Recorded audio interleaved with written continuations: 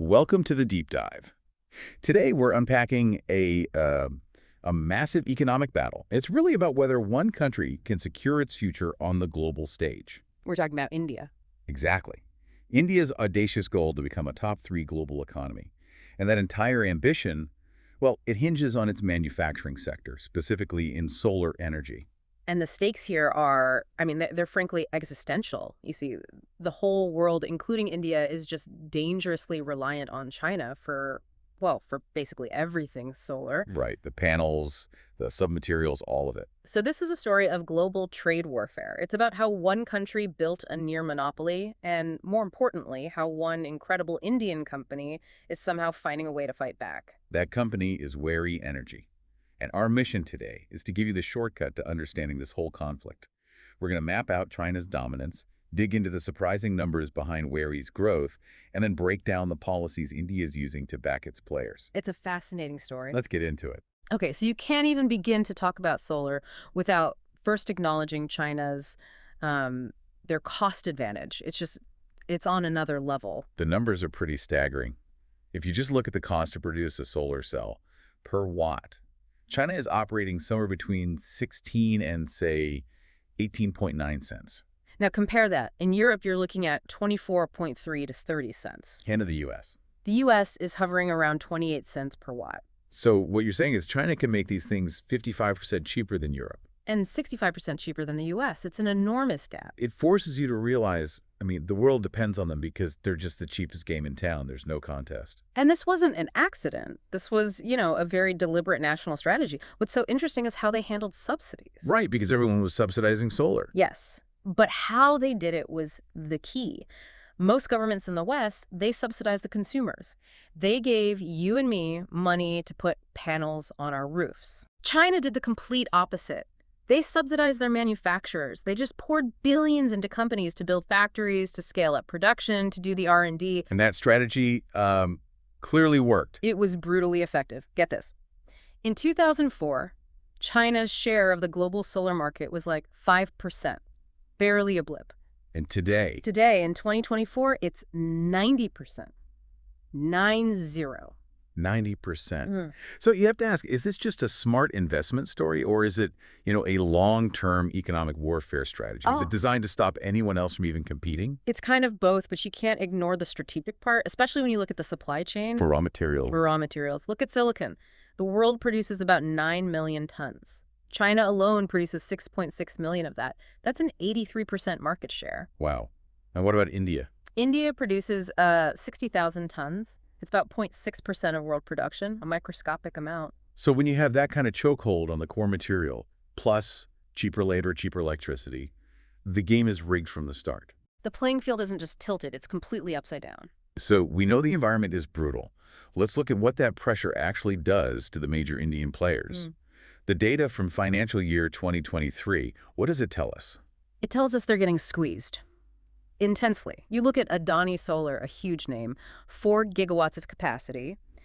They reported 12% negative growth in FY 2023. Negative 12, so they're shrinking. They're shrinking. Vikram Solar saw a 7% drop. Tata was down 1%.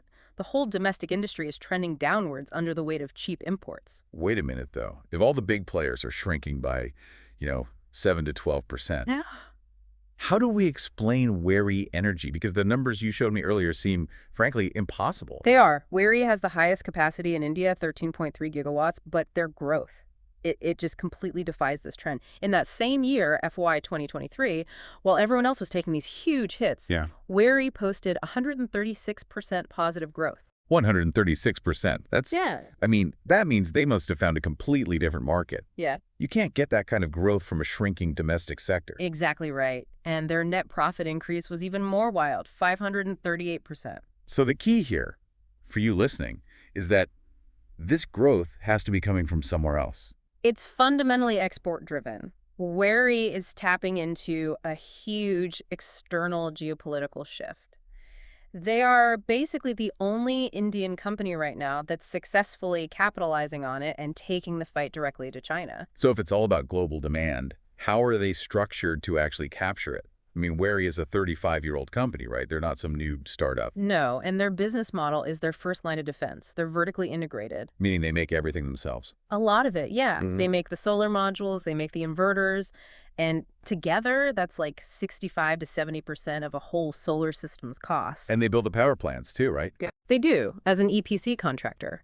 So by playing in all these different parts of the market, they can sort of hedge against volatility in any one area. And the source is really focused on their distribution network, something like 400 channels across India, reaching into smaller cities and villages. Yeah. Why is that so important in a global trade war? That's their domestic lifeline. It insulates them. By locking down market share in these rural, decentralized areas, they create a stable base of demand that's less vulnerable to Chinese dumping. Okay, let's talk about that. Let's define dumping because it's a key part of this whole story. People call it predatory pricing strategy. It's pretty simple. If it costs you $200 to make a panel, you sell it for $100. You take a massive loss. You take a massive loss, but only for long enough to bankrupt all your competitors. Once they're gone, you jack the price up to $300, maybe $400. It's like a boxing match where your opponent is so rich they can just pay the ref to let them hit you below the belt for 3 rounds. Yeah. That's the kind of pressure where he's under. It is, and their countermeasure is really smart. They're pushing that vertical integration even further. They're setting up manufacturing for the smaller subcomponents. So making the bits and pieces of the bits and pieces. Exactly. It secures their supply chain, it lowers their overall production costs, and it makes them way more resilient to these price wars. Global buyers want that consistency. Okay, so as we said, Wary is really an export powerhouse. 70% of their sales are exports. Only 30% is for India. And when you look at where those exports are going, well, the relationship with the U.S. is just profound. How so? The U.S. has diversified its buying incredibly fast. They now purchase 96% of their solar goods from Indian companies, and a huge chunk of that is Wary. Give me some context on that growth. Okay, get this. In 2021, the U.S. bought 0.41 gigawatts of modules from India. By 2023, just 2 years later, that number had exploded to 18.06 gigawatts. That is just staggering growth, and it's all being driven by what they call the China Plus strategy, right? Absolutely. It's a global megatrend, especially after the pandemic. Countries and companies are actively trying to reduce their strategic dependency on China. They're worried about security. So they're all looking for the second cheapest country. And India fits that bill perfectly. They've got lower labor and electricity costs compared to Europe or the U.S. So this whole global shift creates this massive tailwind that Wary is just riding. But I have to ask, if Wary's success is basically dependent on the U.S. and Europe deciding China is too risky, isn't that just trading one dependency for another, relying on another country's foreign policy? That is the core vulnerability, you're right. And it's made worse by the global price reality. The prices are always falling. Always. Solar panel prices have dropped by something like 95% over the last 15 years. That deflation, fueled by China, it forces everyone, even Wary, to keep cutting their margins just to survive. So their constant need to bring manufacturing in-house isn't just a strategy, it's a survival tactic. It is, which brings us to the government, because a company can't survive that kind of pressure on its own. Right. They can't absorb a 65% cost difference in predatory pricing without some kind of backstop. So the Indian government has stepped in with a pretty sharp, two-pronged approach. Let's start with the first one, DCR modules and subsidies. DCR stands for Domestic Circuit Requirement. And this is pretty radical. It says that for certain projects, the solar modules you use must have all their parts and assembly 100% made in India. And how do they enforce that? Through consumer subsidies. The government is offering big subsidies for residential projects, but you only get the money if you use these DCR modules. That's clever. They're basically telling citizens, if you want our money, you have to buy domestic. They're using consumer choice as an economic weapon. Precisely. It guarantees a certain level of demand for the domestic guys. And then you have the other prong, the protective shield. Policy 2, import tax hikes. Yeah, the government realized they just had to make it more expensive for China to dump cheap goods. So they raised the import tax on finished solar modules from China to 40%. And on the cells. The tax on imported solar cells is set at 25%. Okay, 40% is a pretty big barrier. It gives them some breathing room. Yeah. But is it actually enough? I mean, if China has a 65% cost advantage, does a 40% tariff really level the playing field long term? That's the critical component. It doesn't eliminate the gap entirely, but it shrinks it just enough to let a company like Wary, with its own scale and its own distribution, actually compete. It's meant to negate the predatory loss-making part of the strategy. So the policies give them a fighting chance. A fighting chance, exactly. The fight is still incredibly intense, but these policies give them the room they need to grow and compete against a giant that holds 90% of the market. So what does this all really mean for you? I think the key takeaway is that India's huge solar ambition isn't just about government policy.